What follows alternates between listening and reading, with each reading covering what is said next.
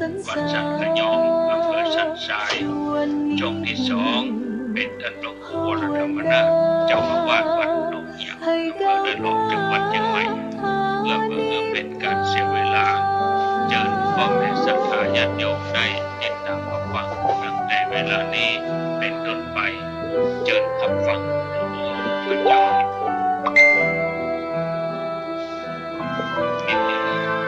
เรื่องช่วงเวลา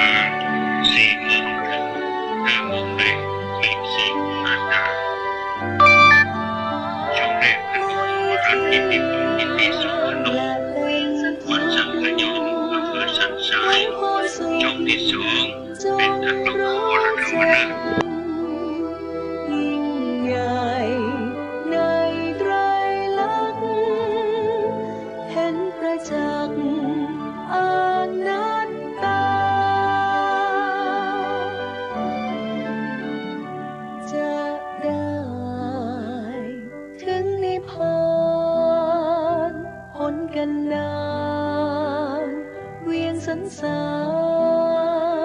ชวนมิตรภาวนาให้ก้าวหน้าหานิพพานให้ก้าวหน้าขอความนอบน้อมจงมีแด่องค์สมเด็จพระสัมมาสัมพุทธเจ้าอันเป็นพระบรมครูศาสดาเอกของโลกเป็นที่พึ่งทางอกทางใจของเราเทวดาและมนุษย์ทั้งหลายไหวสาพระสัทธรรมเจ้าพระอริยสงฆ์เจ้ากราบนมัสการถวายความเคารพหลวงพ่อท่านพระครูอภิวัตวิกรมเจ้าวาดวัดปากตางเจริญตำบลดอยลออำเภอสันทรายอำเภอดอยลอจังหวัดเชียงใหม่กราบนมัสการถวายความเคารพหลวงพ่อท่านพระครูสถิตธุราธรเจ้าวาดวัดสันขยอมตำบลสันทรายน้อยอำเภอสันทรายจังหวัดเชียงใหม่เจริญพรอุบาสกอุบาสิกาทายกทายิกาศรัทธานาบุญทั้งหลายทุกท่านทุกคนณโอกาสกาลบัดนี้อาตมาภาพจะเข้าสู่รายการสารธรรมยามแรงช่วงมรดกธรรมพื้นเมืองประจำวันอังคารของวันที่10 สิงหาคม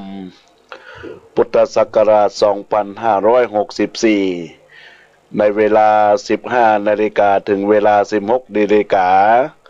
อาตมาภาพพระครูปรัตน์กิติพงศ์กิติโสพโนพระอาจารย์แก่นวัดสันขยอมอำเภอสันทรายจังหวัดเชียงใหม่จะได้เทศน์ทำเรื่องละอองพระเจ้าดินเหนือญาติโยมมาตั้นทั้งหลายอาตมาภาพก็จะอยู่เป็นตัวเจ้าสายใต้ส่วนเวลา 16 นาฬิกาถึงเวลา 17 นาฬิกาท่านอาจารย์พระครูวรธรรมนาถวัดหนองเหียงอำเภอไดลอจังหวัดเชียงใหม่เรื่องแมงสี่หูห้าตาก็เป็นตัวเจ้าสายตังเหนือสายใต้ดัดเตดก่อนสายเหนือเตดที่สองแล้วก็เป็นคลื่นสถานีวิทยุคลื่นพระพุทธผู้ขึ้นเพื่อศึกษาพระพุทธศาสนาและวัฒนธรรม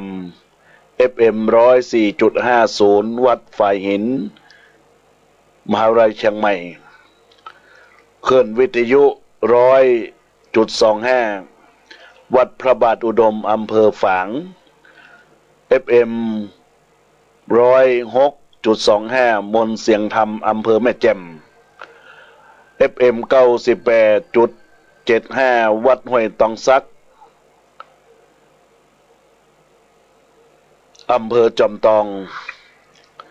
ขึ้น 88.25 วัดศรีปันเงินอำเภอสันปะตองขึ้น 89.50 บ้านต้งเรดิโออำเภอสันปะตองแล้วก็ยัง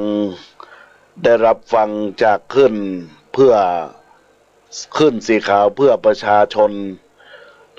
ก็เป็นกาละที่เราท่านทั้งหลายได้ถือโอกาสรับฟังพระธรรมเทศนาธรรมพื้นเมืองในโอกาสเทศกาลในส่วนของกาละที่กลางพรรษามีโรคภัยไข้เจ็บมีโรคระบาดเกิดขึ้นเราท่านทั้งหลายก็ได้น้อมในกาละที่เราจะได้ร่วมกันรับฟังพระธรรมเทศนาในส่วนของสิ่งที่เกิดขึ้นในการที่อยู่ทางบ้านรับฟังซึ่งในวาระโอกาสในเวลานี้ที่อาตมาภาพจะได้เทศนาธรรมแบบธรรมพื้นเมืองในภูกที่3ชื่อเรื่องว่าละอองพระเจ้าดินเหนียวซึ่งในโอกาสนี้ก็มีท่านคณะท่านเจ้าภาพอันประกอบไปด้วยคุณพ่ออนุชาคุณแม่มาลีณพิกุลได้เป็นเจ้าภาพเจ้ากันในโอกาสกาละวันนี้ก็อนุโมทนาขอบคุณกับบุญที่เกิดจากจิตกับบุญที่เกิดจากใจของบุราศรัทธาญาติโยมท่านสาธุชนท่านผู้ฟังท่านทั้งหลายในความเดิมในเรื่องของธรรมละอองพระเจ้าดินเหนียวที่ได้รับฟังหรือว่าได้สรุปคือกับบรรดาอุบาสกอุบาสิกาทายกทายิกาท่านทั้งหลายในสัปดาห์ที่แล้วนั้นก็ได้สรุปถึงเรื่องว่าได้มีนางมาริกาซึ่งเป็นหญิงที่ได้ทำกาละเป็นคนทุกข์คนยากเป็นคนรับใจได้รับใจในส่วนของนางเศรษฐินีก็มีความคิดเห็นว่าเมื่อนางมีความทุกข์ความยากแล้วเนี่ยจะเกิดสิ่งใดกับตนตัวก็เป็นห่วงก็เลยคิดใจว่ามีชายตุกตะวัยเดียวกันนะว่าจะแนะนำให้ได้ทำการอยู่เป็นกู้อยู่เป็นกิมกันแล้วก็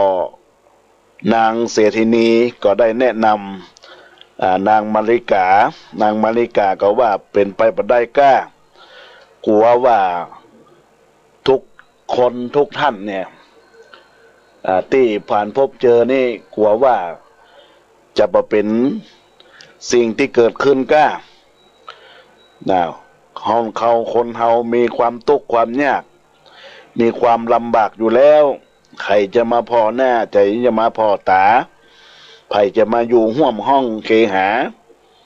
อันนี้ก็เป็นคำอู้คำจาของนางมาริกาที่ได้อู้จากับนางเศรษฐนีก็บ่เป็นหยังเดียวถ้าผู้ชายที่กล่าวไว้เปิ้นมาก็จะแนะนำให้เปิ้นเนอะนะอันนี้ก็เป็นตอนเดิมที่ได้ทำการเทศนาธรรมให้บรรดาพ่อแม่พี่น้องอุบาสกอุบาสิกาทายกทายิกาศรัทธานาบุญละท่านทั้งหลายเพื่อเป็นกาละที่จะได้ทำการฟังธรรมต่อว่าเรื่องราวของเรื่องนี้จะเป็นจะใดจะมีเหตุการณ์เป็นจะใดก็เรียนเชิญศรัทธาญาติโยมสาธุชนทั้งหลายได้ตั้งอกตั้งใจน้อมสดับตับฟังเพื่อเป็นบุญเพื่อเป็นกุศลของบุญศรัทธาญาติโยม หลังจากที่อาตมาเทศแล้วอาตมาภาพก็คงจะได้สรุปให้บรรดาศรัทธาญาติโยมได้รับฟังว่าเรื่องราวที่เทศนาธรรมไปแล้วมีใจความเป็นจะใดพ่องใจความสำคัญของธรรมนั้นมีความรู้สึกจะใดเป็นธรรมะยามแรงเปิ้นบอกว่าอากาศยามค่ำชุ่มช่ำหัวใจสดชื่นแจ่มใสในแรงวันนี้อากาศสบายไร้มลภาวะในสระน้ำใสป่าไหว้สุขีปูหอยก็มีสุขีเมื่อชมในน้ำก็มีปลาก็น่านิยมแต่ในสังคมชื่นชมคนดีดีน้อยดีมากดีหลากดีหลายโลกก็ปล่อยมีความปลอดภัยสิ่งหายบ่มีถ้าหายมากหลายวุ่นวายเกิดมีสุขบ่เปรมปรีโลกนี้วุ่นวายขอให้ทุกคนทำตนให้ดีทุกคนเปรมปรีอยู่ดีมีสุขใจปลงวางเสียพังทุกอย่างสุขใจอยู่ดีปลอดภัยในโลกความดีอายุบ่ยืนนานบ่ถึงปันปีสุดท้ายชีวีก็มีเมื่อไหร่ฉุกคิดสักนิดชีวิตชีวีเกิดมาทั้งทีสุขขีเถิดเอ่ยญาติโยมทั้งหลายเมื่อญาติโยมได้ฟังน้ำฟังธรรมก็จะได้มีความรู้สึกปล่อยปลงวางสิ่งนักก็ขอให้เบาลงสิ่งดีก็ขอให้ดีขึ้นนะญาติโยมและท่านทั้งหลายดังนั้นก็ขอเจริญพรเรียนเชิญศรัทธาอุบาสกอุบาสิกาทายกทายิกาที่ได้รับฟังอยู่ในขณะนี้ตั้งอกตั้งใจรับฟังพระธรรมเทศนาเป็นธรรมพื้นเมืองเรื่องละอองพระเจ้าดินเหนียวในปุกที่3ขอเรียนเชิญทุกท่านได้ตั้งอกตั้งใจน้อมสดับตะฟังณโอกาสกาลบัดนี้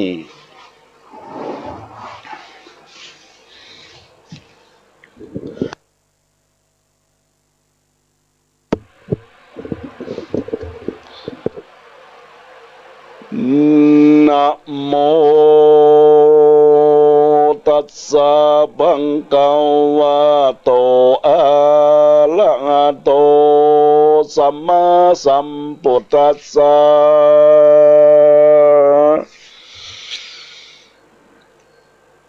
มานาบาเลยังตุกาโลเหตังตุคาตาลังตุคาตังโต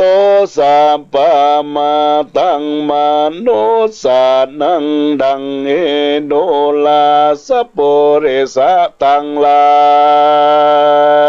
ยตั้งยิ่งใจแถวเท่าตั้งเจ้าอาเลญากามันมานั่งล้อมมีใจอ่อนน้อมฟังธรรมด้วยครบยำบ่ประมาทมีใจสะอาดจมบานยังนิทานไปแจงจักเตรียมแทงไปหน้านี้แด่เต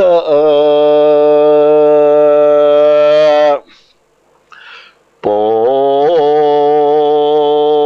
ติสันโตโตกาโตโพ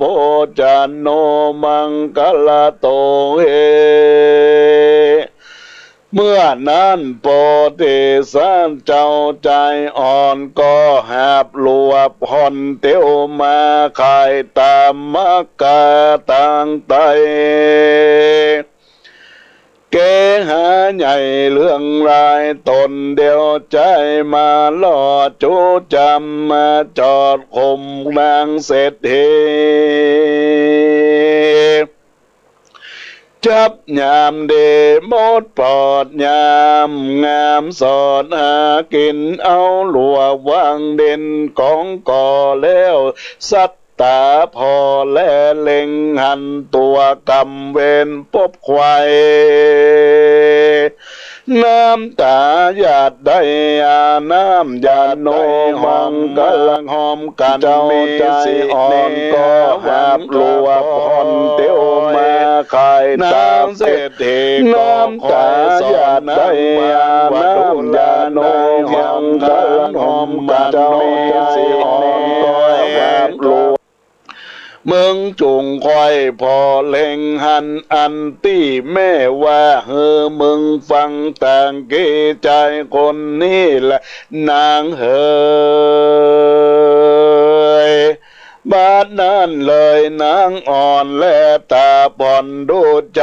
ยินปุ่นอายนักแก่อามือแผ่ตุ่มตามีปิญาไข่เหตุว่าน้ำหยาดนาดใดหอมกันกองนางหันก่อใจโซลักกัดอยู่ในใจลับตาไหลลักงาพอเล็งตาต่อยินอายนางเศรษฐีก็ร้องเอาตนใจหนุ่มเนาว่าดูแลใจกำพร้ากุมารมึงจงขึ้นมาบนจานนี้ก่อนหายอิดอ่อนกัญญา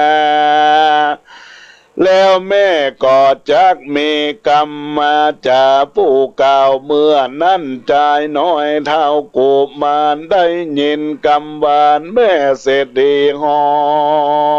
งขึ้นสู่ห้องเกงจึงมีคำจาตามต่อว่าการนี้นอนยินอายแม่จักได้ใจใจเยสั่งก็ขอบอกข้าจักเงียงหูดาฟังทันลา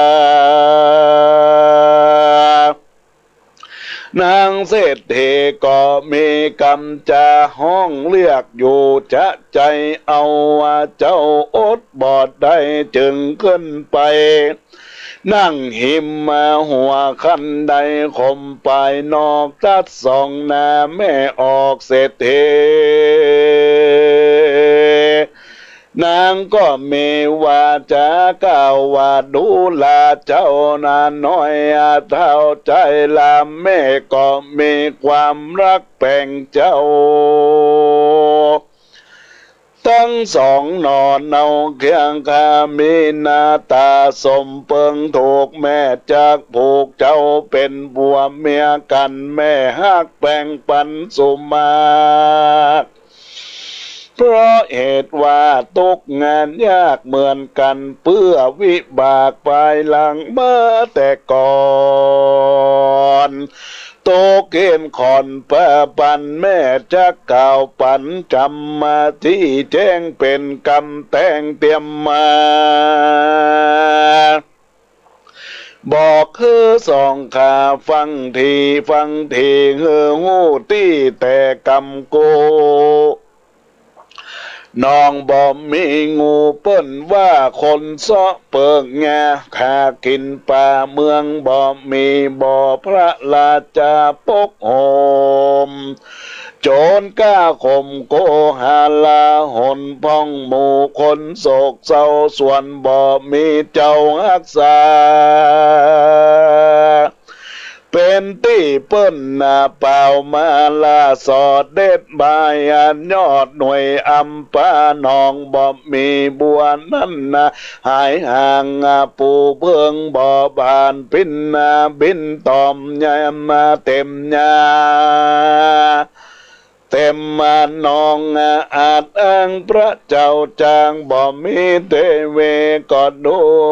มองสะเลแต่เล่าผู้หญิงบ่มีผัวเฝ้าเตรียมใจก็เป็นตี้เยาะใหญ่ย่องเล่นบ่มีแว่เว้นประมาทดูแควน ใจบ่มีเมียแปลงแฝงไฟก็บ่เป็นผู้ใหญ่สมตัวเป็นที่เปิ้นหัวปลายศพปลายปากมนุษย์จมปูนี่หากเหมือนกันคนบ่มีแผ่นพันนะปืนผ้าใสก็เสมอดังไก่น้อยบ่มีคนกูแม่จึงว่าฮือสู่สองคนร่วมซ้อนเป็นกู้อ้อนผัวเมียกันสืบสัมพันธ์ร่วมสร้างยาเลดมั่งกำแม่แดเตนาเมื่อนั้นโปเตสัตตนบานเฝ้าก็ตอบกำแม่เลี้ยงเจ้าเศรษฐีว่าอันนั้นแท้ดีลีและว่าอันเต้าแต่ข้านั้นเกิดไปยาวเพราะยิงจุมมาสาวเมลายตานกว่าใดเมียขี้การแอวบานทั้งวันเล่าแต่ควันผัวบ่อนย่างเมียดังอันคาบ่เปิงใจอันยิ่งกาไว้ในใจบาปจังคานาพงศาเป็นต้นว่าตัดคอไก่สัตว์น้อยใหญ่ไฟประงานอันหนึ่งเมียใจผ่านทันเอเพราะหูจักพี่น้องวงศายามพี่นั้นน้องมาเยียนแปลงบากอันปากเบิ่นนาเบลเล็กงาโลกเล็กเลี้ยวบ่อดำการสั่งห่อเรือนตรงลังบ่อปัดบ่อกวาดกัวได้เมียตีกำลาบแก่ปัวตนมีใจทาโลนมนมายว่าสั่งบ่ได้เถียงจามักไข่กินและนาไข่ยองมักด่าป้องขวัญผัวบ่ยำแยงกว่าประมาตินสินลาจับหลังเปิ้นผู้การสั่งมันก็เล่นไปโอเยสูสูละไข่หัวแอวเมามันเลือนหน้าต้านบอกเกิดอ่านการงานลวดขาบมาแรงง่ายยังบานเปิ้นไข้หัวเหิดเป็นเสียงดังประกาศหนึ่งผู้หญิงลุงลังเกขานบ่อเนี่ยการเวียกการงานใดผัวจวนไปไหนก็ว่ามีกาขับดาสามีกาเขเกอันไม่ไปหาปูป่ามาเลี้ยงบอกขาดสร้างแต่บาปการดันลางเตื้อก่อขับจำไปป่าไล่เนื้อล่ากวางฟ้านข้าก็กลัวไปพันประจวบอันหนึ่งบ่หูจักงาสักสวักยังกลัวเสียพาปัวเมนสาบ่หูจักตากตินลมยามสังฆพระสงฆ์มารอดบ้านมันก็บ่ตานตอบคำจาบ่ไว้สาสักเป่าน้ำและปูเล่าก็บ่เอาตานอันหนึ่งข้ากลัวได้ปะปานเมียขี้ข้านกินข้าวแล้วบ่เผาว่าล้างงานยังสามบ่หูจักการปานกวาดเกงเลือลาดลุยลายอันหนึ่งกว่าใดเมียบ่ละอายแก่บาปมักคำราบแก่เกงบุบเตปาจนาด้วยมอเนี่ยแดกย่อยังบัวอันหนึ่งข้ากว่าปะใดเมียบ่เหมือนต้านยามไปวัดกึดอ่านฟังธรรมบ่หูคบยำกวาดเพวยังขวางแก้วอารามตั้งสามเต้าสมสามนับไปสร้างคำโออาปากผู้สูญหาม บอกเคารพแย่งยำผู้เต่าไปวัดแต่เท่าว่างานเล่นบ่ได้กายืนอายเปิ้นแต่ยิงนั่นแก่ยืนกัวส่งเครื่องขวาบ่อนุ่งเครื่องครัวบ่เหมือนตานผมยุงยุนิ้วหยาบไว้ไปหลังโปนดีจังบ่ปอนนา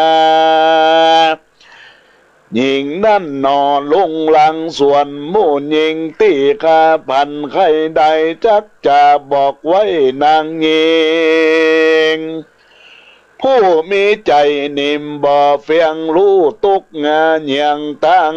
กองบนรู้จักคนนักแก่หญิงนั่นแลกาเปิดใจและนาและนางเอ๋ยถ้าในกาลเมื่อพระสัตว์เจ้าเจียนจาเล่ากำไลเสิงแม่นายเศรษฐีเท่าแก่เมื่อนั่นแลนางเองได้ยินคำพระนาเล่นใจดาวนางทานป้องเงาใจเจ้ากาได้กำได้จุคอประดุดดังว่ายอหานางแก้วจอมมาพังนาดน้อยใครตั้นเต่าถอยตอบถอยตำกำเป็นว่าจะนังกำยอตาไปตุกต่อไปตุกขอกำใจว่าดูแลแม่ยิงนะเศรษฐีเฮยเป็นเจ้าปานดังข้าลูกเต่าคนปานกว่าใดพบปานประจวบยังผัวขี้โลภคนเมาอันจ้างลักเอาของตานเกิดอ่านข้างัวควายข้ากลัวได้ไปกายไปไกลอันหนึ่งข้ากลัวได้ผัวสุดลามีว่าจะจุลายเป็นคนมักง่ายหลงหลังพ่อแม่ว่าบ่ฟังโตอันต้านอันหนึ่งข้ากลัวได้ผัวขี้คาดการทำงานยามเปิ้นกระทำการก่อนนอนอยู่บ้านจังกล่าวตานว่าเจ็บท้องและเจ็บหัวอันหนึ่งข้าก็มากลัวได้ผัวมักกินเหล้าจังต่อเล่นเข้าบ่อนลองโจรขายขัวคนเข้าใส่งัวควายก็บ่ได้เคขายปกเงินลายเข้าบ่อนอันหนึ่งข้าก็มากลัวได้ปะสอนยังผัวติ้งหุ่มเมามัวกินฟินอยู่ห้องนิ่งนอนวานมีขัวสั่งจ่ายเลี้ยงจนปอเมียนนำหมดซอยเข้าของเต้าดอยก็บอกค้างอันหนึ่งข้าก็กลัวได้ผัวร่วมข้างใจดำมีโตสะคำกำเศร้าด่าลูกเต้าและตีเมียแปลงปากเสียงแข็งหาวหาดอันนาดูดกินเหล้าเมาเมินออกแอวเลื่องเตียวสอดบอกเกิดใจรอดเก่งมีเงินเต้าใดน่าจกใจเป็นคนมักง่ายใจจังเวียกสั่งการบ่สร้างเต้ามันมักใครอ้างเป็นโจรมุ่งหมายผลลักหลอบงานการบอกประกอบขนาดหลายลักงัวควายและจ้างมาตั้งพึงเป็นพาและเงินข้ามข้าก็มากลัวผัวใจดำมันบาปมาเศร้าวันแล้วก็มากลัวอยู่ใกล้คนปากลายหันสาวงามกายเอิญหยอกได้แล้วมอกบ่พอเมินนาน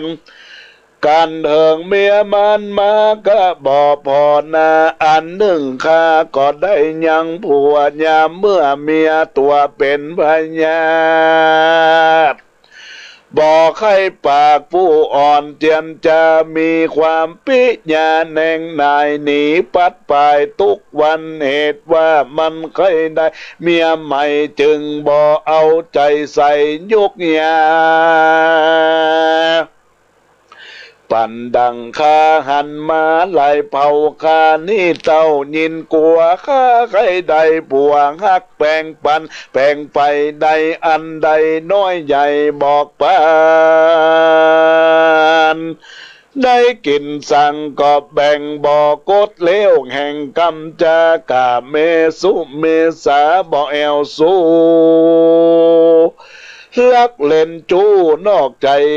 คอและแม่เฮยว่าอันอยู่ใจใจเจ้าหนอดได้จานตะกูมันมีหัวใจบานบังเกิดหันบ่อปอนยาวเนียกดังตัวว่าเอางาปุตโตนางนอแล้วนางนอแก้วจังว่าแต่แล้วสับพิษใจเจ้าติดนางบ่อปรากเหตุว่าน้ำยาร่วมกรรมเวรมาเถิงเติงเต็งเอายังเจ้าลำเปิงเล็งในใจว่าข้าว่ากรรมพิษไปเสียแล้วนางนอแก้วจังแก้ไขกรรมนอพุทธังผ่านแปลวกึดใดแล้วปุณณีอายนางเศรษฐีนี่ก็ลูกควยกายไปห่างยังเครื่องสร้างตุนขวัญเอาเครื่องกันลูกใหญ่กวยและไข่ใส่ในขานตังอุตะกังกังน้ำอ้อยหอมมาอ้อยจ้อยเอาใจอันหนึ่งมันตัวใส่น้ำเบิงใหม่มีตั้งหมากเมี่ยงใส่ปูญาตั้งบุปผามาลานอกมาใหม่ของกินใส่เล็งนาตั้งโปจานาข้าวน้ำใส่พร้อมพังทุกประการยกมาวางสองนาจงแขนลูกกำพร้าตั้งซองมานั่งพระนมก่อนอยู่ไกลนางเศรษฐีนีกำแขนไว้มัดมือยังส่องข่าวว่าดูลาพุทธกัมพาตั้งแต่นี้เมื่อหน้าจุงติกาอย่ามีโลกาพระญาอย่ามาปาดกองตนคิง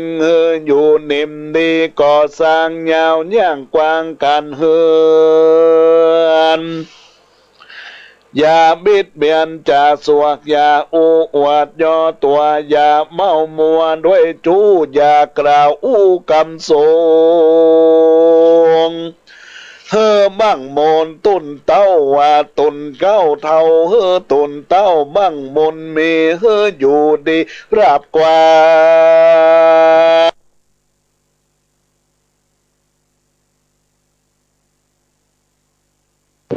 เนี่ยก่อสร้างหากเหมือนใจลาบไหลหลังคอนนั้นอยู่ทุกร้อนหัวใจอย่ามีเพศไปมาพาตั้งแต่นี้ไปนะเหิงนานอย่าเฮอใดผ่านสักเผาเข้าของเต้าบังมนเมอย่าโตเกโศกเศร้าเสือเพื่อพาเล่าเงินคำเมื่อมีนานนำนักกว่าเก่า32 ขวัญเจ้าตั้งสองอย่าได้แอวจรต่างพายแม่ผูกมือซ้ายหือมัดมือขวาแม่ผูกมือขวาเฮอขวัญเจ้าอยู่เฮออายุเจ้าตั้งกู้แก่นยืนยาว120 ปีเป็นตีแล้วเฮอลูกฮักงาแก้วกูแก่นตาเมวันตาถาพระพรอย่าตกหย่อนตกบานลูกหลานไหลเผาเจือ ทุกกาละเมื่ออยู่สัตสานีเฮอสองเจ้ามีใจฮักไฟเอาใจใส่เผาป้งปัญญาพิษเถียงกันสักเตื้ออดเมื่อแผ่ใจไฟบ้านเหนือและอย่าได้ไปสมบันไตสองเจ้าได้เคารพกันอย่าเตียงกันเนียงนั้นสะตานพี่น้องเจ้าบ้านต่างนุแควนอย่าสร้างเอากำแพงจะสวดอย่าอ้างอวดยกยอตัวมีใจกลัวแต่บาปอย่าได้ข้านาพงศาสอย่ากล่ำจานผู้ต่ำยอบมาประกอบไปด้วยหิงสาอย่าประมาทประมาตายังขวงแก้วสามประการนั้นแล้วครบยำนี้อย่าได้มีกรรมทะนีมีใจกวีจมบานปากเสียงหวานอ่อนอ้อยรักกันข้าคอยและนั่งฟังเนอเจ้ากูแม่จักกล่าวสู่ฟังการอันดีบอดดีแม่จักบอกกูอันเชื่อคือว่าอย่าแก้เสียปาดหาวสูตรมันเกิดนะคืดเพราะมุดนาอัวตำมาย่อมลิดหอมมาหายปุ่นอันเทิงอย่าโปดกลุ่มมาวางตังนั่งหรือว่าวางตามคันได้เสียลิดไปตำมายอบอดจอบแต่ตกผ่านการอันดีแม่จักบอกเจ้าอย่าข้ามหมอนหนุนเกลายองหัวแถมอย่างนึ่งอย่ากินเข้าก่อนผัวแห่งเจ้าอันหนึ่งนางนอนเนาอย่านอนก่อนผัวตนมันบ่เป็นมงคลแก่นแก้วกันผัวนอนแล้วก้อยแนบนองโนนกราบตีนผัวตูนหอมมาไว้โบราณว่าได้หากบริสุทธิ์สัมปันติบ่พูดเต็มตุกมืออันหนึ่งประกอบเพื่อเสียอย่าเอางมตัวตนเป็นเหตุปามัวตกถอยสู่เจ้าจึงก่อยจำเกล้าสู่เจ้าจึงก้อยจำเอาวันหนึ่งห้าวสุดเนาว่าเอาเสียผาปาดอันตุกขนาดเสียฤทธิ์เข้าของเงินคำมีหอมบ่อนอยู่จักตกเข้าสู่ความหานมอนเก่าใจการบ่ใดอย่าเกิดเอาใจถ้าแปลงก๊อบมากอบมันนั่งบ่ดี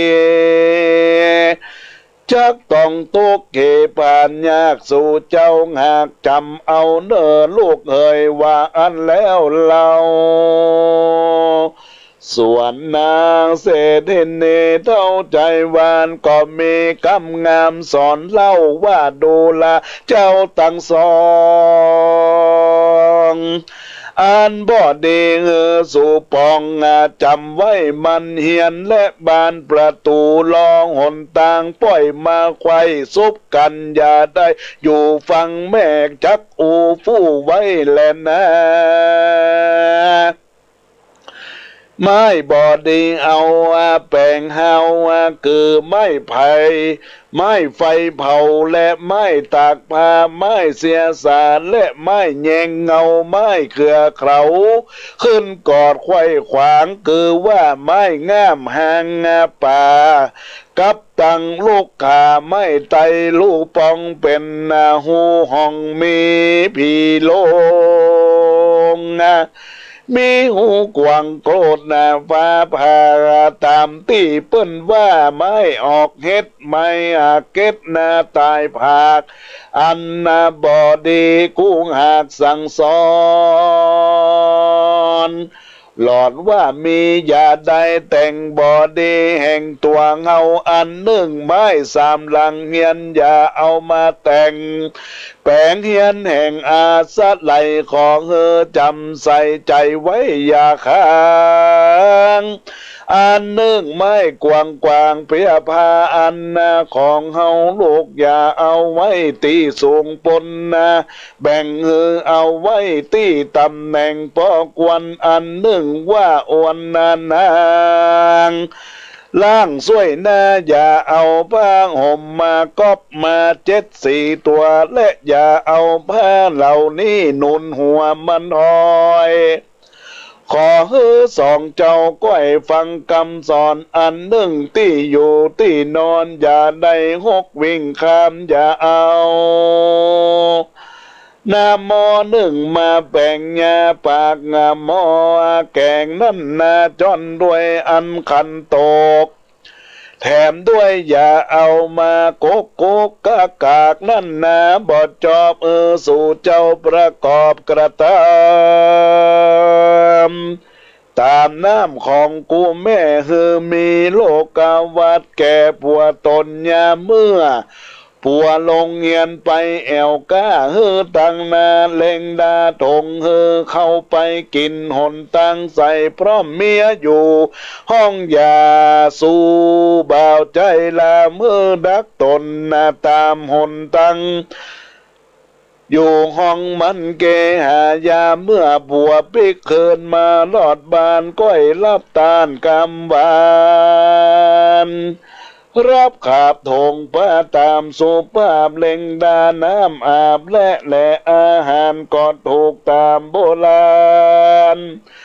ว่าไว้ว่าอันหนึ่งสามขาบได้แต่งตำดาอาสามิกาบริการเมือนแล้วล้างขันตกเปียวว่าพัดเจ้าจงมันปัดและมันกวาดหอเหียนสะอาดดีงามตะล่างกลางขวางข้ามเขตนาบ้านก็มันสะอาดหมดใส่อันหนึ่งเข้าสุกให้แล้วเล่าตัวลูกเต่าเกิดดาตานยังโปจะนาอาหารบินดีบาทได้ไว้นบกราบพระสงฆ์ถ้าลงควรยันยองอันลูกตามช่องแห่งนาลียานุ่งครัวสีมองมนเศร้า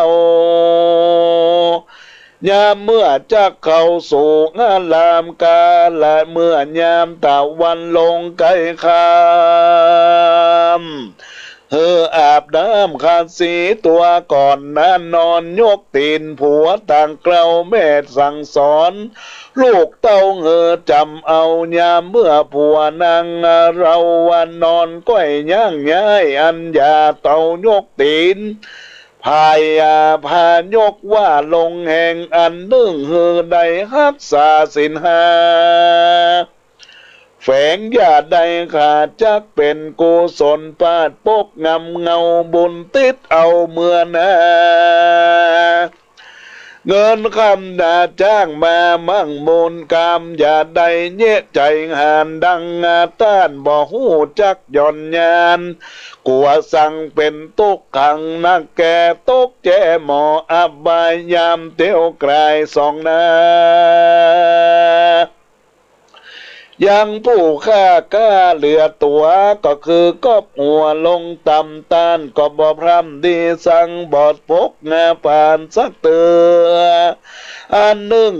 หูเมื่อนักและเมื่อเบายามตุพระเข้ามาแอวบานเนื้อใดปากต้านเสียงบานบ่มีใจจมบานนบไว้แม่จีจองกำมาสอนจำชื่อจอมมาไว้มันตั้งสองลูกจันและนายจันตะกุบาจาตะกังนิติตังขีญาสังวันนาเวเศษจางงเหจันตะกุมารละอองแห่งพระเจ้าดินเหนียวผูกทวนสามก็บริมวนแล้วก็บังคมโสมเลสะเดอุบาสกอุบาสิกาทายกทายิกาศรัทธานาบุญตั้งหลาย ได้รับการฟังพระธรรมเทศนาอันเป็นสาธุธรรมคำสอนขององค์สมเด็จพระชินวรสัมมาสัมพุทธเจ้าธรรมมีใจความเรื่องว่า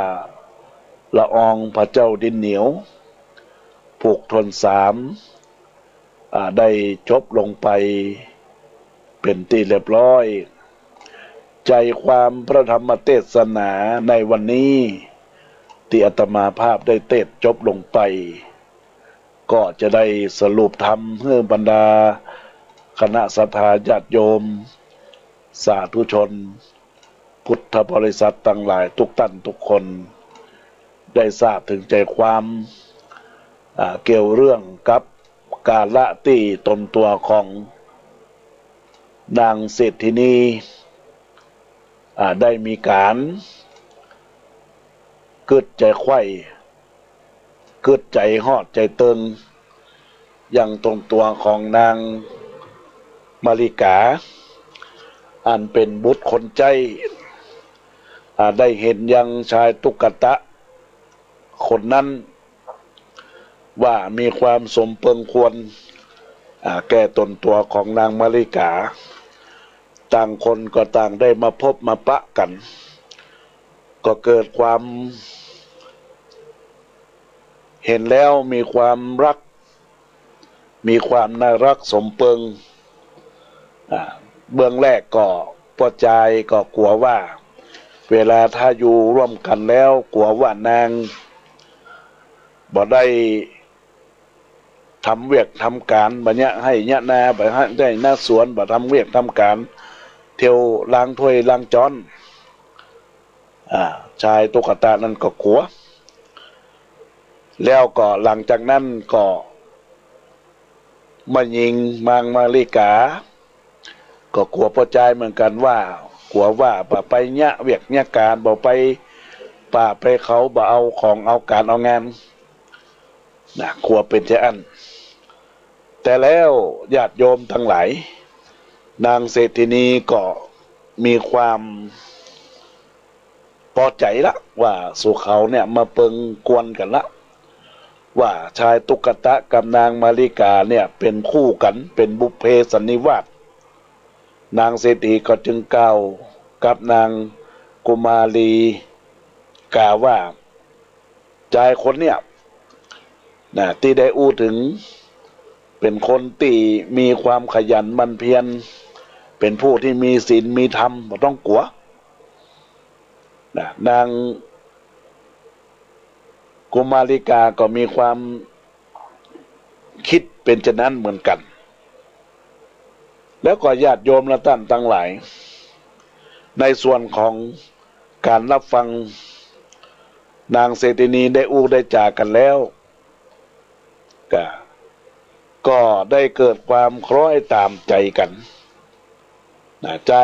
ตุกตะก็ได้ยินดังนั้นก็มีความปลื้มอกปลื้มใจก็เห็นนางว่าเป็นคนดีนางเศรษฐินีก็เลยว่าทั้งสองคนก็พออกพอใจกันก็เลยเกิดการแต่งงานกันญาติโยมในครั้งนั้นเลยแต่งงานในทันใดแล้วก็นำขันกล้วยอ้อยน้ำผึ้งหมากเมี่ยงดอกไม้อันเป็นฮีตเก่าโบราณอริยประเพณีได้มาผูกข้อมือฮื้อปอนเพื่อเป็นสิริมงคลพร้อมกับสั่งสอนว่าทุกสิ่งทุกอย่างการที่เป็นภรรยาก็ต้องเคารพซึ่งสามีของตัวเองมันปฏิบัติปัดปูบ้านจองหอเฮือนใส่บาตรหยัดปบหยัดน้ำไหมตาลเวลานอนก็คือนอนหลังจากสามีของตัวเองนั้นหลับไปแล้วคอยปฏิบัติส่วนพ่อชายก็ต้องดูแลมายิงซึ่งเป็นนางกุมาริกาเนี่ยคือดูแลกันโดยการเอาอกเอาใจซึ่งกันและกันจะไปเต้นจู้สู่ชายมีของกินมีของบริโภคก็คือมีความซื่อสัตย์สุจริตในส่วนของการเป็นอยู่เรียกว่าด้วยความซื่อสัตย์สุจริตซึ่งกันและกัน ทำเรื่องนี้ก็จบลงไปดังที่อาตมาภาพได้เทศนาทำไปใจความก็คือตอนนี้นางมาริกากับนาชายตุกตะก็ได้แต่งงานกันอยู่ร่วมห้องกันเรื่องราวจะต่ออย่างใดก็จะไปลืมผูกพันสี่นะญาติโยมและต่างหลายซึ่งในโอกาสนี้จะได้ปันโจกปันใจปันปอนให้กับทางป่ออนุชาแม่มาลีนภิกุลตอนนี้คุณแม่มีที่ตรวจน้ำเตรียมตรวจน้ำเนอะจะได้หยาดน้ำไม้ตาลอุทิศบุญกุศลไปหลอดไปถึงยังผู้วายชนตามคติเจตนาที่คุณแม่ได้ตั้งเจตนาเนอะยะถาวาลีวหาปุลาปริปุเรนติสากรังเอวะเมวะอิโตทินังเปตนังอุปกปปติอิจิตังบริตังตุมหังคิปะเมวะจะมีจันตุสเปปุเรนตุสังกปาจันโทปนะละโสยถามณีโชติละโสยถาปัตนี้หมายมีตนตัวของป่ออนุชาแม่มาลีนภิกุลก็มาเป็นต้นเป็นประธานพร้อมด้วยบรรดาญาติมิตรพี่น้องทุกผู้ทุกคนและญามิตรพี่น้องพระพ้องครอบครัวก็ได้อุทิศบุญกุศลถวายทานธรรมณองค์พระเจ้าดินเหนียวผูกที่3อุทิศไปหายังแม่ชะแล่มพันน้อยแม่นายทวีพันน้อยนายชำนาญพันน้อยนายอุดพันน้อยนายน้อมพันธุพันสดชื่นและป่อชัยนภิกุลเด็กชายนุรักษ์นภิกุลแม่บุญมีขันธนันคำและเจ้ากรรมนายเวรจงมาปตารับทราบอัญเชิญเทบุตรเทวดาพระญาอินทร์พระญาพรหมพระญายมนาคุดนั่งน้ำพระละไมแอส่วนตนจำบุญและตนจำบาปตนจะจำนำญาติหมายตามตนไม่อิริธิญาณในฐานะวัดวาอารามกรรมเขตแห่งบ้านจองหอเงินเดือนดาวแม่ธรณีแห่งวัดสันขยอมที่นี้จบนำสวดมนต์ตามมนต์ไปปรากฏจดเจียบตัสนาตันตาอย่างแม่